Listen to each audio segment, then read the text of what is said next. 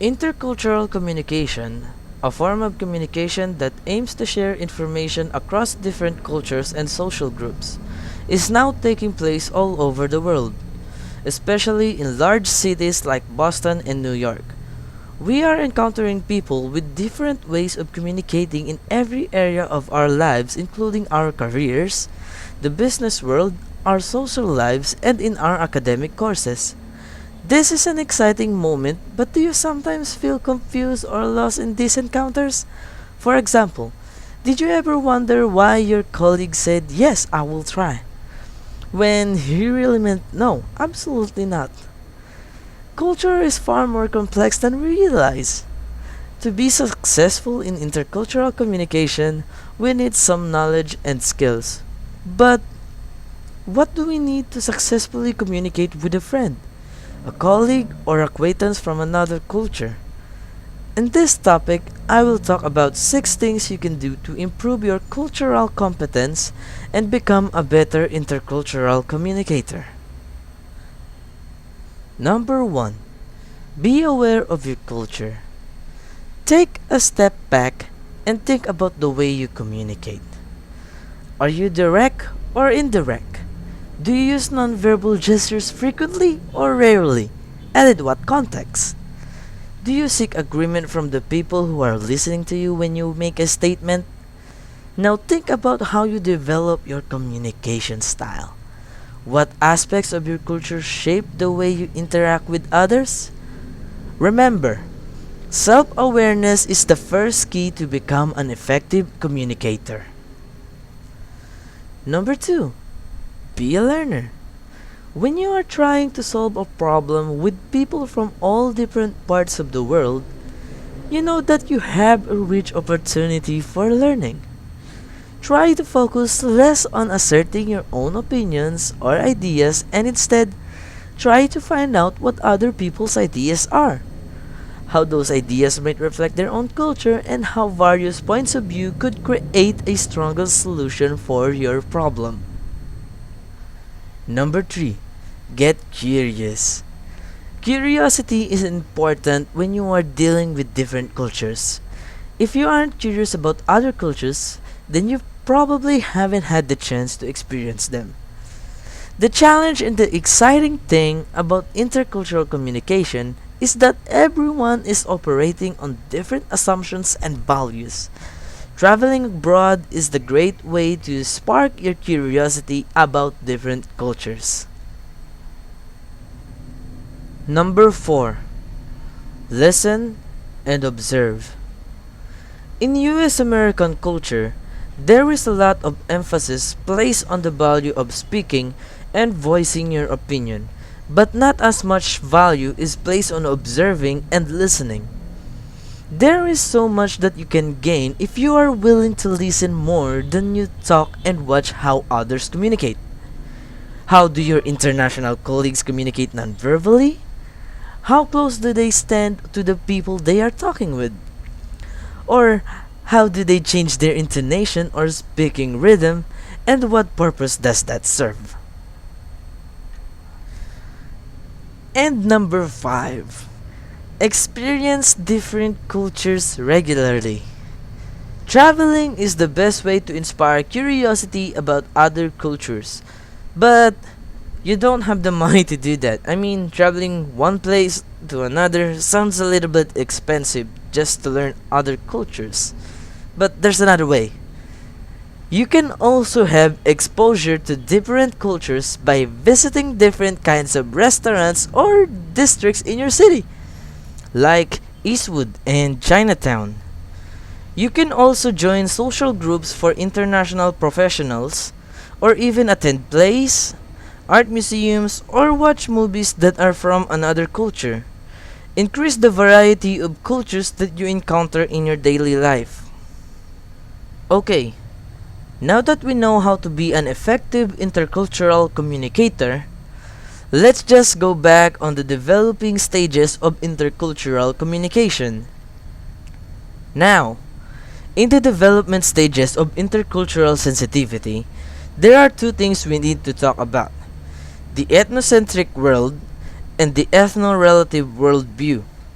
The ethnocentric world states that your own culture seen as a central reality, which means you only believe in your own culture and not knowing what other culture believes. And the ethno-relative worldview states that your own culture seen in the context of other cultures, which means you can reflect your own culture to other types of cultures.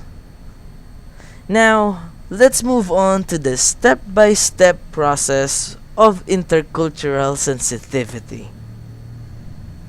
The first stage is the denial stage. The person has a little idea about cultural differences, his own culture perceived as the only true reality, and foreign cultures are ignored. For example, there is no reason to know something about foreign cultures. See, that's the denial stage. The second stage is the defense. Cultural differences more clearly, stereotyping of foreign cultures, and own culture perceived as superior. For example, my own culture is superior to foreign cultures in many aspects. The third stage is the minimalization. Everyone is equal. He started to level the differences and elements of own culture experience as a universal. For example, all human beings are similar, despite some superficial differences. Now, those three stages, the denial, the defense, the minimalization, are part of the ethnocentric stages. Now, let's move on to the ethno-relative stages. The fourth stage is acceptance. The person recognizes his own cultural identity. The person accepts the other cultural context, and he has curiosity about it, and he respects other cultures. For example, difference among people are not a problem. They are of interest to me. And the last stage is integration. His own experience broadened to include multicultural points of view, perception of oneself as meandering through cultures.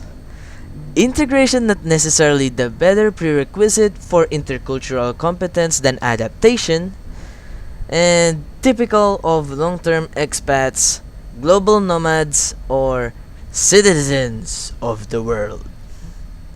For example, I almost feel as comfortable in another culture as I do in my own culture. Before I end this video, my group mates made the play about intercultural differences between the Spaniards and the Filipino, between the barter system and the money system that was made by the Spaniards during the course of the Spaniards came.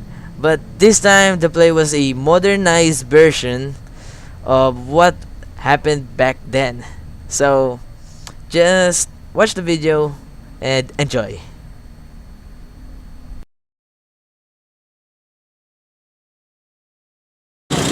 Hi delays, buy some my delays, buy some my delays. I'd like to buy some of your idolays. But where's your product? I only have 50 pesos here. What is that? It's money. Sorry sir, but we're in the Philippines. We don't accept like that kind of things. If you're going to buy our product, you should have your another product to be changed with our product. Okay. I have this roller and some ball pen for your laces. Okay.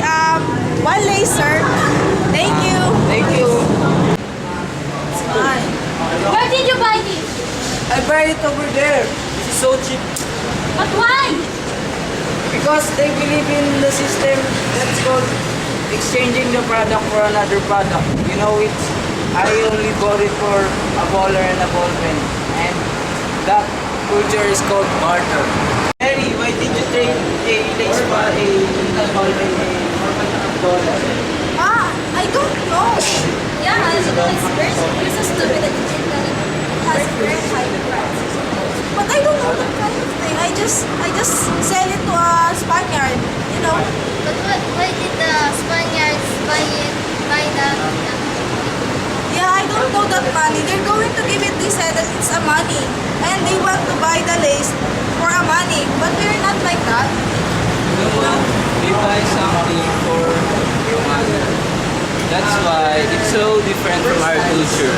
Because we just exchange the product for another product. But there, with them, they buy with money. ID lace, ID lace. Lace, something. You want to buy ID lace, sir? Yes, as a Spaniard, we will follow your culture. And I want to change my culture. Oh, that's really good, sir.